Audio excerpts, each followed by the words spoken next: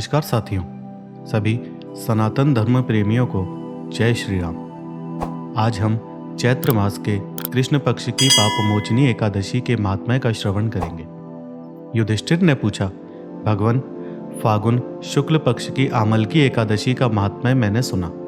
अब चैत्र मास कृष्ण पक्ष की एकादशी का क्या नाम है, यह बताने की कृपा कीजिए।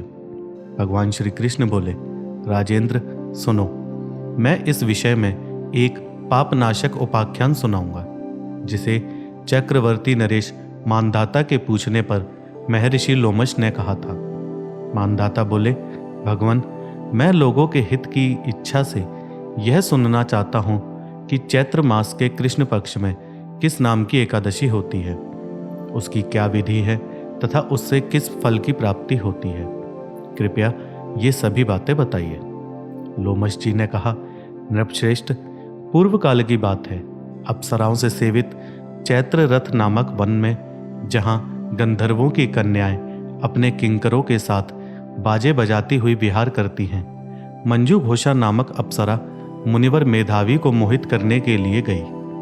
वे महर्षि उसी वन में रहकर ब्रह्मचर्य का पालन करते थे। मंजू घोषा मुनि के भय से आश्रम से एक कोस दूर ही ठहर गई और सुंदर ढंग से वीणा बजाती हुई मधुर गीत गाने लगी। मुनि श्रेष्ठ मेधावी घूमते हुए उधर जा निकले और उस सुंदरी अप्सरा को इस प्रकार गान करते देख सेना सहित कामदेव से परास्त होकर बरबस मोह के वशीभूत हो गए। मुनि की ऐसी अवस्था देख मंजू घोषा उनके समीप आई और वीणा नीचे रखकर उनका आलिंगन करने लगी। मेधावी भी उसके साथ रमण करने लगे। कामवश रमन करते हुए उन्हें रात और दिन का भी भान ना रहा। इस प्रकार मुनि जनोचित सदाचार का लोप करके अप्सरा के साथ रमण करते हुए उन्हें बहुत दिन व्यतीत हो गए। मंजू घोषा देवलोक में जाने को तैयार हुई। जाते समय उसने मुनि श्रेष्ठ मेधावी से कहा, ब्राह्मण, अब मुझे अपने देश जाने की आज्ञा दीजिए। मेधावी बोले, देवी, जब तक सवेरे की संध्या ना हो जाए तब तक मेरे पास ही ठहरो। अप्सरा ने कहा, विप्रवर, अब तक ना जाने कितनी संध्या चली गई, मुझ पर कृपा करके बीते हुए समय का विचार तो कीजिए। लोमश जी कहते हैं, राजन, अप्सरा की बात सुनकर मेधावी के नेत्र आश्चर्य से चकित हो उठे। उस समय उन्होंने बीते हुए समय का हिसाब लगाया तो मालूम हुआ कि उसके साथ रहते हुए 57 वर्ष व्यतीत हो गए। उसे अपनी तपस्या का विनाश करने वाली जानकर मुनि को बड़ा क्रोध हुआ।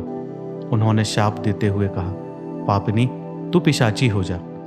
मुनि के शाप से दग्ध होकर वह विनय से नतमस्तक हो बोली, विप्रवर, मेरे शाप का उद्धार कीजिए।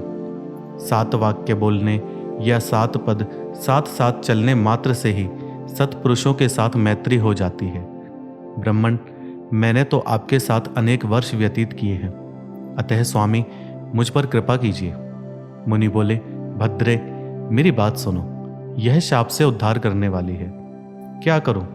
तुमने मेरी बहुत बड़ी तपस्या नष्ट कर डाली है। चैत्र मास के कृष्ण पक्ष में जो शुभ एकादशी आती है उसका नाम है पापमोचनी। वह सब पापों का क्षय करने वाली है। सुंदरी, उसी का व्रत करने पर तुम्हारी पिशाचता दूर होगी। ऐसा कहकर मेधावी अपने पिता मुनिवर च्यवन के आश्रम पर गए।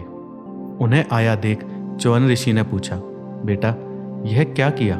तुमने तो अपने पुण्य का नाश कर डाला। मेधावी बोले, पिताजी, मैंने अप्सरा के साथ रमण करने का पातक किया है। कोई ऐसा प्रायश्चित बताइए जिससे पाप का नाश हो जाए। च्यवन ऋषि बोले, बेटा, चैत्र मास कृष्ण पक्ष में जो पापमोचनी एकादशी होती है उसका व्रत करने पर पाप राशि का विनाश हो जाएगा। पिताजी का यह कथन सुनकर मेधावी ने उस व्रत का अनुष्ठान किया। इससे उनका पाप नष्ट हो गया और वे पुनः तपस्या से परिपूर्ण हो गए। इसी प्रकार मंजू घोषा ने भी इस उत्तम व्रत का पालन किया। पापमोचनी का व्रत करने के कारण वह पिशाच योनि से मुक्त हुई और दिव्य रूप धारिणी श्रेष्ठ अप्सरा होकर स्वर्गलोक में चली गई।